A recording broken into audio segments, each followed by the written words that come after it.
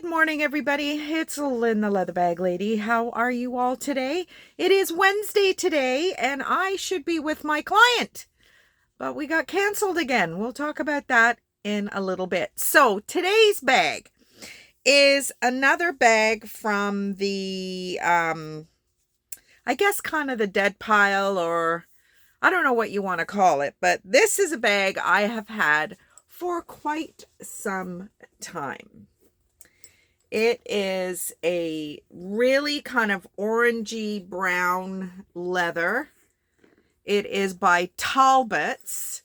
Now, a little bit of history on Talbots. So, 1947, it was Nancy and Rudolph Talbot had their first store in Hingham, Massachusetts. So this is a U.S. brand.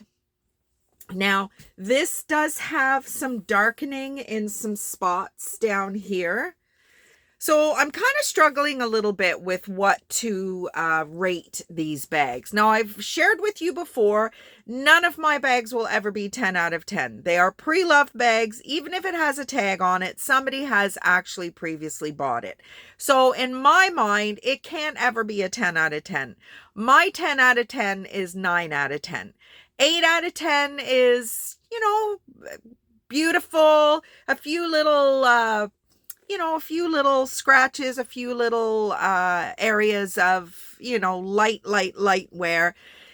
7 out of 10 is kind of where I go when a bag has a little bit more damage than I would like. I don't go any lower than 7 out of 10 because, to be honest, a 6 out of 10, we are starting to deal with, rips and tears, and in my, the way I rate my bags anyway. So when I say 7 out of 10, it is still a lovely bag. Little bit of darkening in the corners. And as I said, there is a couple of little spots where there are some areas of patina where the leather has worn because of, these are vintage bags. The interior is beautiful. There's your Talbots plaque, your zipper compartment. It's got a lot of, this is the leather that I was talking to you about that has a lot of finish on it. So, so where's yesterday's bag? So you can see, now, this is a pebbled leather. This is not. This is a smooth leather. But this is the leather that is going to mark. This was yesterday's backpack that I listed. This leather is going to mark. It's going to show signs of, like if you splashed anything on this leather, it probably would be a lot more difficult to salvage it than it would be on this guy. So there's pluses and minuses. This is not my favorite leather at all. I don't mind a pebble leather, but I'm not a huge fan of the really kind of thick acrylic layer on top. I do really like the strap. I love these rolled handles and the little bit of a gather on either end. I appreciate that it's not all the way around. I find those bags difficult to maneuver. There is a little bit of color loss just where it rubs on these rings, but it's a cool bag. I love the size. You've got a nice gusset on the bottom. You're going to get a lot in this bag. For me, the strap is what sold it to me. I just think this is a really unique strap. And you know what? If you're going to have something on your body, why not have it make a statement? And I really like the strap. Love how it meets at the top here. There is a little bit of lightening here.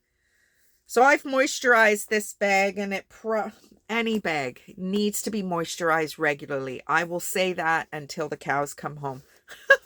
Because it's true.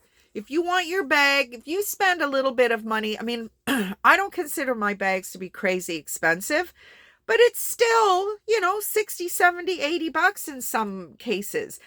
you work hard for your money. You want your stuff to work hard for you. And if, a vintage aesthetic is what you're looking for, then you want it to look vintage. And that's a reason why, as I've said recently, I'm not refurbishing these bags to look in brand new condition, because if you wanted a brand new bag, you go and buy a brand new bag. And I mean, these styles are vintage. So you want it to have a little bit of vintage to go with it. So there we go. That is today's bag. Actually, I didn't, well, no, I guess, because if you wanted to put, I was just looking at the size, and it does narrow at the top, but I mean, if you wanted to put something in it, it will expand at the top as well. It's almost a square, not quite, almost. So that is today's bag. So I shouldn't be here right now. I should be out with my client. Unfortunately, the appointment got canceled this morning. So, again, it kind of throws me off a little bit, but much better than showing up and not having the scheduled appointment anyway, because my clients live 20-25 minutes away. And I mean, I'm only there for 2 hours. It seems crazy. I know it does. And you know what? Moving forward, the goal is to not be doing it. Well, once my client goes down to my new client goes down to 1 visit a week, I'll be seeing both clients back to back. So that makes it not too bad. But, yeah, you know what? You got to do what you got to do, right? So last night, didn't do much last night. I had a wonderful visit with my girlfriend Tammy yesterday. I think I mentioned it to you. And we have not seen each other, I think, in 7 years. COVID and all that kind of stuff. So haven't heard back from my Georgetown retirement homes. I'm going to call another couple of them today. Try and book something for April, and then starting May it'll go down to 1 show a week, because hopefully by then we'll be having our weekends on Tuesdays and Wednesdays. But I do need to get the Shop at the Shed filmed for this evening, so I'm just looking at what bags I can pick. I've got a few bags to photograph now, just to keep my stock increasing, so that when I do pick my bags, they're already on the site, just in a draft form.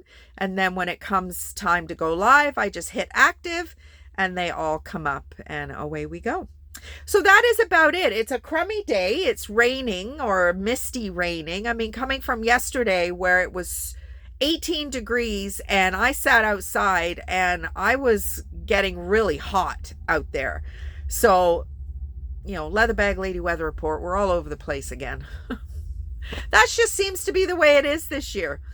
But anyway, everybody, it's a quickie again today. So have a great rest of the day, and I will talk to you later if you're going to join me for Shop at the Shed, 7:30ish.